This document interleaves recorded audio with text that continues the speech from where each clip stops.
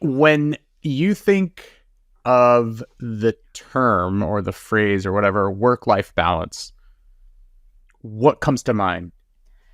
I used to think it was something that we would like work to achieve, and that it meant like I work my certain hours and that I have time at home, and it was like a quantity thing.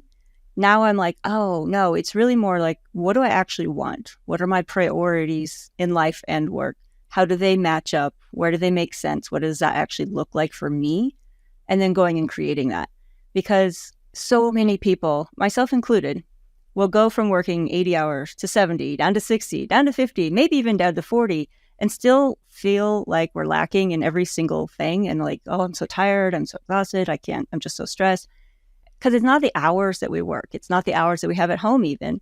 It's how we spend them, what we do with them, and what meaning we find in them.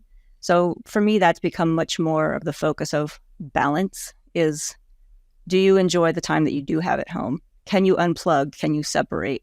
And while you're at work, are you fully engaged? Are you doing stuff you enjoy? Are you paying attention to what you're doing? Or what most people seem to say is, I'm just going through the motions both at work and at home. And that doesn't feel balanced at all, other than everything is out of balance, which Yeah. this is the flip side.